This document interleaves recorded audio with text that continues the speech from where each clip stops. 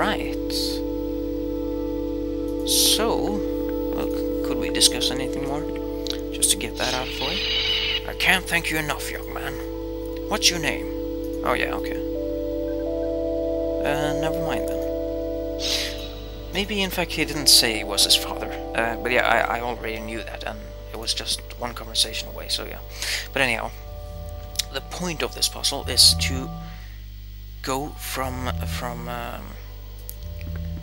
person to person, or from statue, representation, monument to monument, in the correct order, the correct line.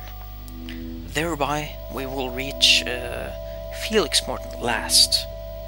So this is what we then can safely assume is his great-great-grandfather. So from here we just have to find his his grandfather, which we have there. And then finally... No, wait. Okay, his great-great-grandfather? Or his great-great... No, great-grandfather, sorry. It's not often I use that term, but hey, yeah. Not sorry, but great-great-great-great-grandfather. Let's try this portal. Nope. Damn it.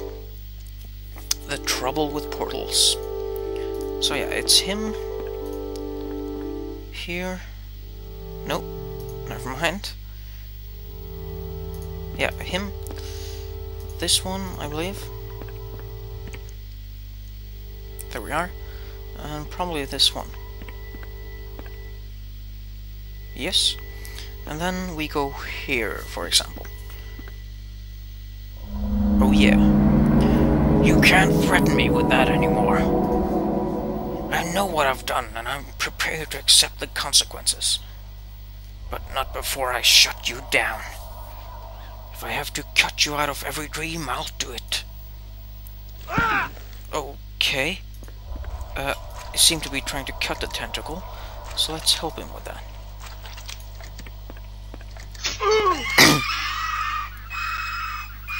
Damn. Looks like some kind of tentacle. Yeah, we kind of established that. But Mr. Morton doesn't seem too fresh here now. Hello again, Mr. Neff. And I just have to compliment the music here. It's... oh, damn, it's awesome. I guess you're wondering where you are. Yes, what is this place? You're standing in the dreamscape, Mr. Neff. The living, breathing amalgamation of billions of sleeping minds, each adding their own distinct piece to the puzzle. All connected, all belonging to the same world. Are you saying I'm inside a dream? Yes, you're inside my dream, as a matter of fact. It doesn't always look like this, though. It changes slightly each night, but this is where I come when I dream. Yeah, as his dream journals told us. The dream never is quite identical, but it does change somewhat. How did I get here? Each sleeping mind is an entryway to a different part of the dreamscape. By using the helmets, or the dream probes as I call them. Oh, funky. You projected your conscious mind into my unconscious. That's how you ended up in my dream. What is the purpose of the large machine in the basement? The purpose of the machine is to synchronize the brainwaves of two connected minds, thus making it possible to project an awake mind into a sleeping one, as you are doing right now. Did you build it? Only parts of it. My family has been trying to chart the dreamscape for the past 4 generations. My great-grandfather first posited the idea that we all visit a collective unconscious in our sleep. There's that collective unconscious. He wanted to explore it to see if it had any coherent geography. Sorry. Does it? Yes, but it's ever-changing, ever evolving. As people die, we lose parts of it. As new people are born, new areas appear. It's roughly disc-shaped. As you're born, you appear in the center, moving outwards as you live, eventually reaching the thin, crumbling edge as your life comes to an end. How does a machine like that work? To be honest, I don't fully understand it myself. My great-grandfather built the first prototype. It was very crude, barely providing a peek into the sleeping mind. My grandfather perfected the design by synchronizing the brainwaves of the connected minds. My father and I both added parts here and there, mainly to improve performance. So your family's been building this thing for 4 generations. I was raised from an early age to continue my family's work. My father instructed me how to operate the machine. Occasionally, he brought me alone with him into the dreamscape. Can you imagine what it was like for a child, having people's dreams to play in?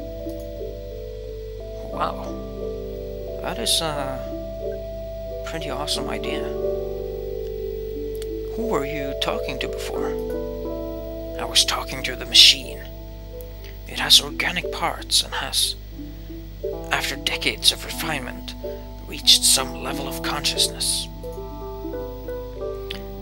I've learned to communicate with it crudely after all these years.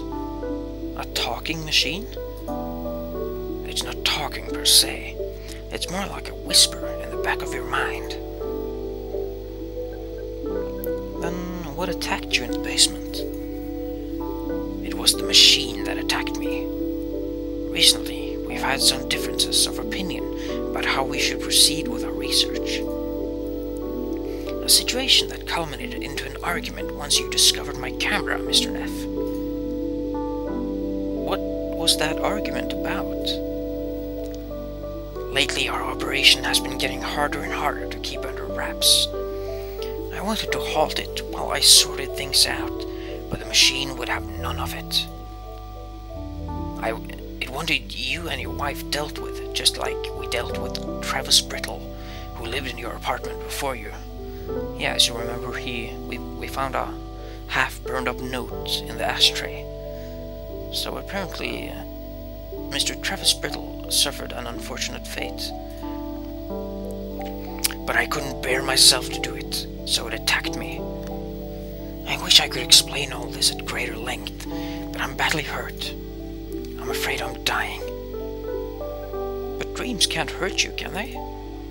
Dreams can alter your perception of reality. They can change lives for better or worse. And they certainly can kill. People die in their sleep all the time. What was that tentacle thing that grabbed you right now? The tentacles are the roots of the machine, an extension of it, if you will. It resides in both worlds. The actual machine resides in the waking world, but its roots grow here in dreams. I thought dreams were just about wish fulfillment, not an actual place. You're not alone in thinking that. Freud, for instance, was the originator of that particular idea. But as you can see around you, you're both quite wrong. I'm growing weaker by the minute. So before I go, there's one thing I have to ask of you. If I could do it myself, I would, but I don't have long now. I need you to shut the machine down once and for all. How do I do that? By cutting off its power supply. The tentacle you saw attacking me was one of its roots. That's how it draws power from the dreamscape. But I've already chopped it off. The tentacles have spread to the dreams of the others in the estate. Ah, you must enter their dreams like you entered mine, and make sure it can't draw power there anymore. Once all dreams are purged, the machine will shut down. What happens if I don't do it? I I've been able to maintain it so far by only letting it tap into 1 or 2 dreams at a time. But once I'm gone, I fear it will only be a matter of time before it renders everyone in the estate unconscious, in order to keep a constant supply of power. So everyone will fall asleep? Yes, but being a machine with only some organic parts, it doesn't understand how our bodies work. Concepts like dehydration or muscle atrophy are foreign to it. So if I fail, everyone in the estate eventually dies.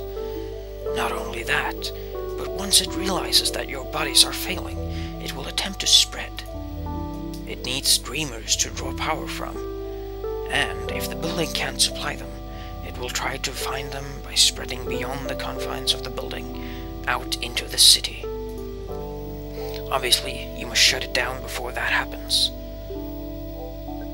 But yeah, what about my own dream? I never had time to visit your dream last night.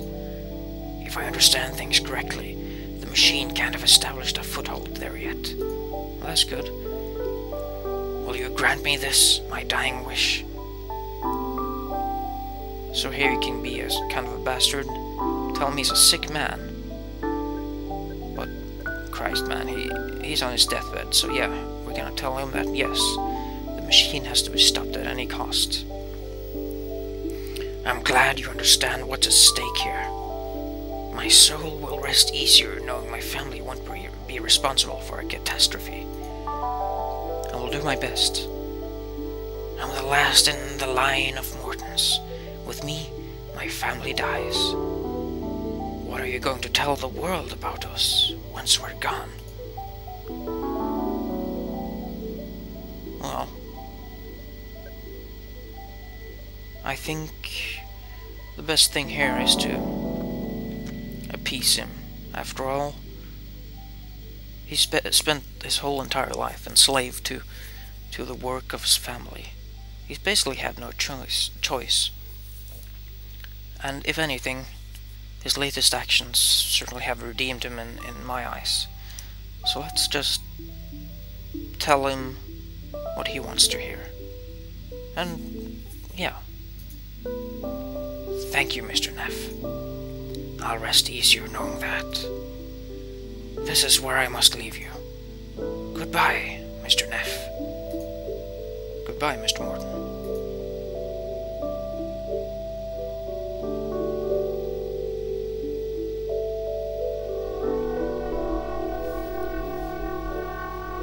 Oh man. The dreamer dies and the dream collapses.